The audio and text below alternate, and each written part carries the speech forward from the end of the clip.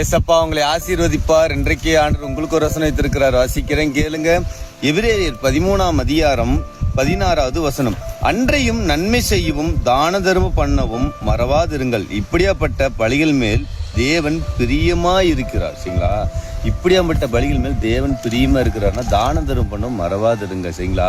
இந்த வசனம் படிக்கும் போது எனக்கு சீரியல் ஒரு ஆக்டர், அவர் சினிமா கூட நடிச்சிருக்கிறேன்னு நினைக்கிறேன். அவர் பேர் வந்து ஸ்ரீகுமார் கணேசன் நினைக்கிறேன். சரிங்களா?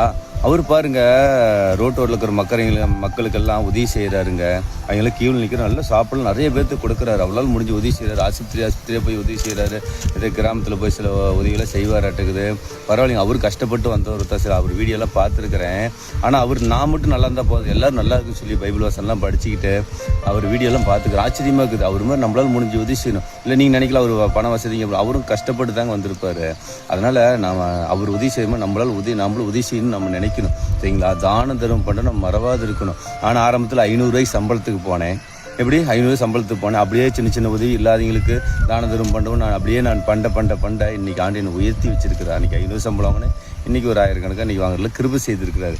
நீங்களும் ஒரு 500 சம்பாதிக்கிறீங்களா? ஒரு 1000 சம்பளம், ஒரு 100 ரூபா, ஒரு சாப்பாடு, ஏதோ யாருக்கு இல்லாத ஒரு பெட்ஷீட்டு, ரோட்டு வரவங்களுக்கு நீ உதவி செய்யுங்க. இப்போ ஒரு சொந்த பந்தம் உங்களுக்கு தேடி வராங்க, யாரோ ஒரு மச்சான் மாப்பிள்ளை வரும்போது பாடா மட்டன் பிரியாணி சாப்பிடலாம், தாபாவுக்கு போகலாம், அப்படி இப்படின்னு எல்லாம் செய்கிறீங்க. ஆனால் அந்த ஏழைக்கு யாருங்க செய்வா? ஒரு வேளை சாப்பாடுங்க, ஒரு தண்ணிங்க, ஒரு 10 ரூபா கொடுத்து உதவி பாருங்க. இதாங்க பரலோகத்தில் சேர்க்கறது. அந்த சீரியல் ஆயிட்டு இந்த மாதிரி அந்த மாதிரிலாம் அவர் செய்கிறார். பரலோகத்துக்குரிய சேர்க்குறாரு. இந்த வசனம் படிக்கும்போது இன்றைக்கி அவர் தான் எனக்கு ஆண்டவர் உணர்த்தினார். அதனால் நானும் இந்த மாதிரி சின்ன சின்ன உதவியெல்லாம் செய்கிறேன். சில பேர் மறைவாகவும் செய்கிறாங்க. ஆச்சரியமாக இருக்குது. அப்படிலாம் உதவி செய்யுங்க. கர்த்தர் உங்களை ஆசீர்வதிப்பார். உங்கள் துக்கம் சந்தோஷமாக மாறும். ஏழைங்களுக்கு உதவி நீங்கள் செஞ்சுக்கிட்டே வந்தீங்கன்னா மிகப்பெரிய ஆசீர்வாதத்தை நீங்கள் பெறுவீங்க. அதுதான் பரலோகத்துக்குரியது நம்ம சேர்த்து வைக்கிறது. நானும் இப்போ இன்றைக்கி அப்படி தான் செய்கிறேன். இன்றைக்கி நான் நல்லா இருக்கிறேன். நான் நல்லா இருக்கிறது போல் நீங்களும் நல்லா இருக்கணும்னு சொல்லி நினைக்கிறேன்.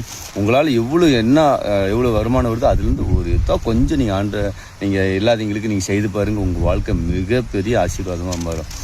சரிங்களா? கர்த்தருக்கு ஸ்தோத்திரம். God bless you.